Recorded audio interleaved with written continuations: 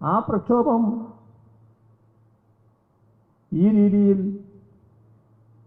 കടന്നു പോയപ്പോൾ നമ്മുടെ കേരളത്തിലെ RSSന്റെ താത്വിക വിശകലനത്തിൽ വിദഗ്ധരായിട്ടുള്ള ആളുകളിൽ ഒരാളാണ് വലിയ പ്രതികരണവുമായിട്ട് വരുന്നത്. അദ്ദേഹം പറഞ്ഞ കാര്യങ്ങൾ ഇവിടെ ഏതെങ്കിലും തരത്തിൽ കേൾപ്പിക്കണമായിരുന്നു. കാരണം അതൊന്നും മറ്റൊരാൾക്ക് പറയാൻ പറ്റുന്നതല്ല. കാരണം അത്ര കണ്ട് വൃത്തികെട്ട കാര്യങ്ങൾ പറയുന്ന ആവർത്തനമാണെങ്കിലും അത് പറയുന്നത് ശരിയല്ല.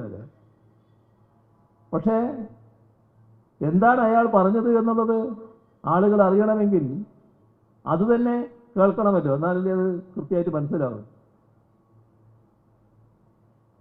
അയാളായിരുന്നുവെങ്കിൽ ഈ പ്രക്ഷോഭകരെയെല്ലാം വെടിവെച്ചിടുമായിരുന്നു എന്നാണ് പറഞ്ഞത്. അപ്പോ പഴയ ഹിറ്റ്ലറുടെ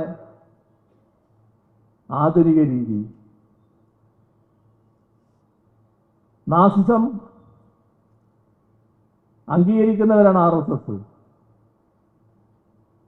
ആ ഘട്ടത്തിൽ തന്നെ ഹിറ്റ്ലറെ പിന്താങ്ങിയ ഒരു കൂട്ടരേ ഉള്ളൂ, ലോകത്ത് മറ്റാരുമില്ല.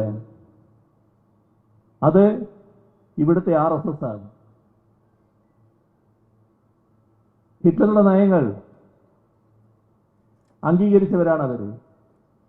ജർമ്മനിയുടെ ആഭ്യന്തര പ്രശ്നങ്ങൾ കൈകാര്യം ചെയ്തതിൽ ഹിറ്റ്ലർ സ്വീകരിച്ച നിലപാട് ഭാരതത്തിന് അനുകരണീയമാണ്, അതാണ് ഭാരതം സ്വീകരിക്കേണ്ടത് എന്ന് പരസ്യമായി പറഞ്ഞവരുമാണ് RSS നേതാക്കൾ.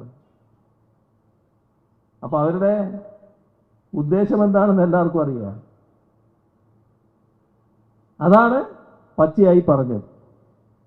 എന്നാൽ അതോടൊപ്പം ഈ പ്രക്ഷോഭത്തിൻ്റെ മറ്റൊരു പ്രത്യേകത, നമ്മുടെ പെൺകുട്ടികൾ, യുവതികൾ വലിയ തോതിലാണല്ലോ പ്രക്ഷോഭത്തിൽ പങ്കെടുത്തത്. അവരെ കുറിച്ച് എന്താ പറഞ്ഞത്? എന്തൊരു ഹീനമായ വർത്തമാനമാണ്.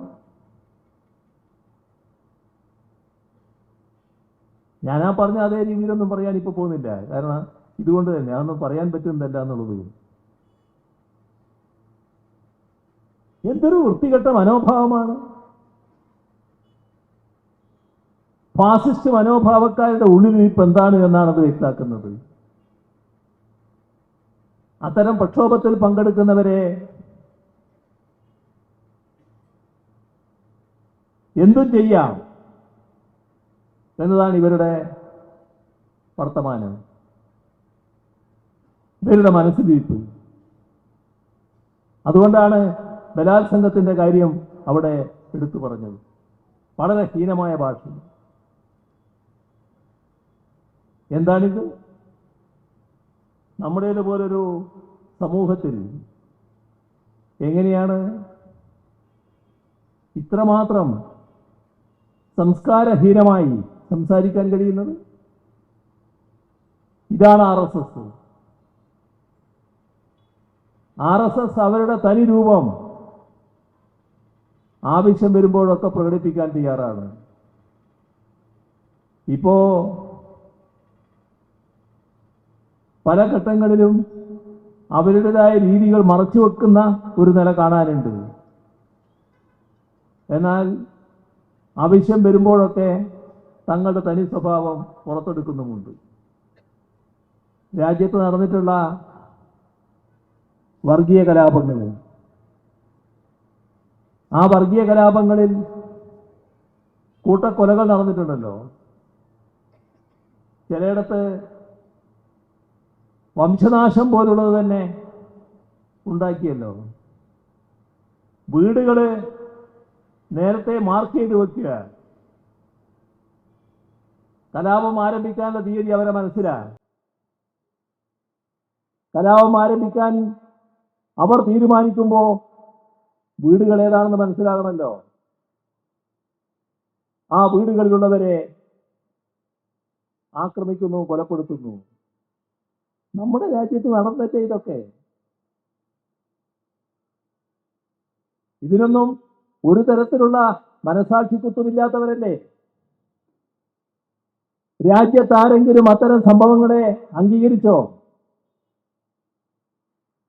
ഇപ്പൊ പഴയ ഗുജറാത്ത് കലാപം ആരെങ്കിലും അംഗീകരിച്ചോ? എന്നാൽ സംഘപരിവാറിന് ഏതെങ്കിലും ഘട്ടത്തിൽ അതില് നേരിയ തോതിലെങ്കിലുമുള്ള മനസ്താപമുണ്ടായോ? അത് ആവശ്യമാണ് എന്നാണ് അവർ കാണുന്നത്. ഇനിയും അത് ആവർത്തിക്കണമെന്നാണ് അവർ കാണുന്നത്. ഇതാണ് RSS. അവർ അവരുടെ അജണ്ട നടപ്പാക്കിക്കൊണ്ടിരിക്കുന്നു.